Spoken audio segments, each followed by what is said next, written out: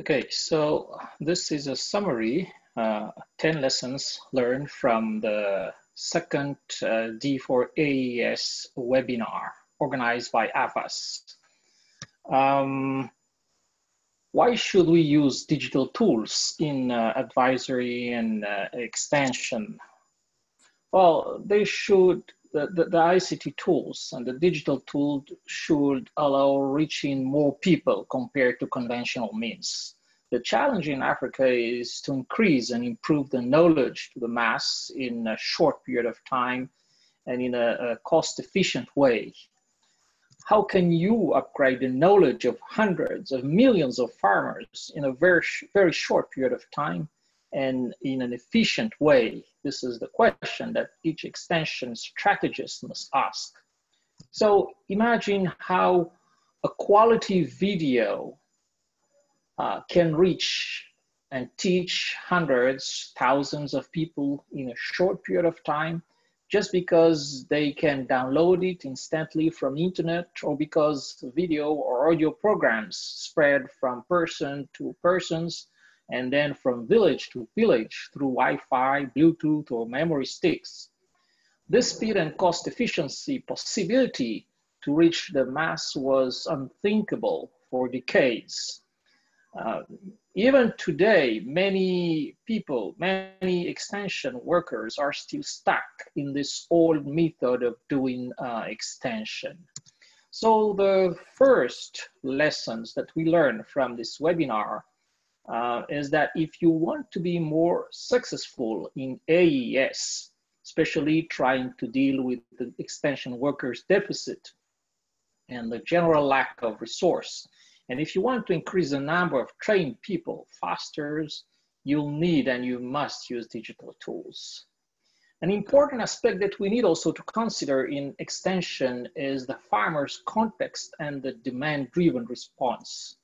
From the Access Agriculture video dissemination system that we saw, we understood that digital tools can largely supplement, or even in some case, partially replace and surpass human interventions in responding to farmers' needs.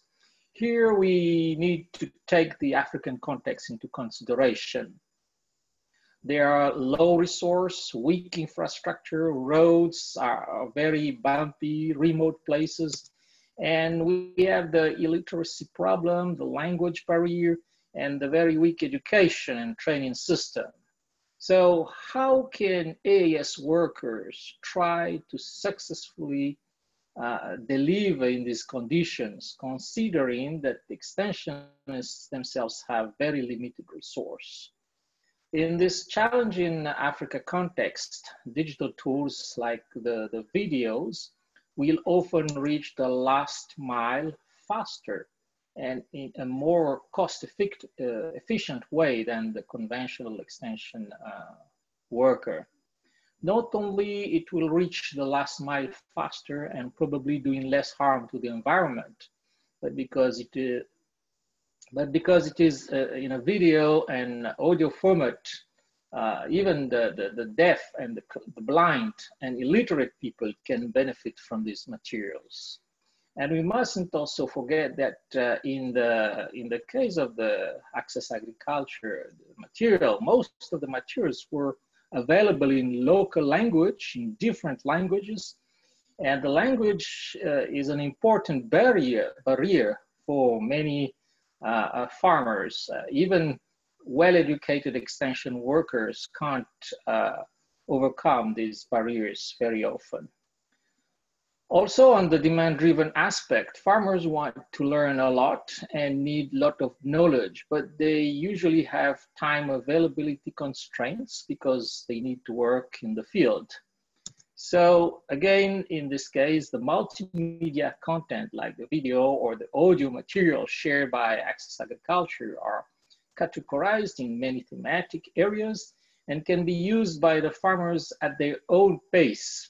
The only skill that the farmer or the farmer's supporter needs is to be able to do some search through the 200 existing videos. These videos covering almost every topic that they need. and learn some basics in the ICT device manipulation. The multimedia content, unlike the extension agent, is available 24 hours and 7 days a week. And there won't be any discrimination in the training. The same content will be delivered, whoever is listening, based on the farmer's choice, of course. So the lessons that we learn here are that, again, ICT tools can help in solving the lack of education, illiteracy, and the language barrier problem. Digital tools such as video, audio, training materials can supplement the lack of availability of knowledgeable extension agent and the need for flexibility to respond to farmers' needs. Last but not least, let's consider some of the threats that we are facing nowadays. Climate change on one side with global warming, and in another side, we have the pandemic, the COVID-19.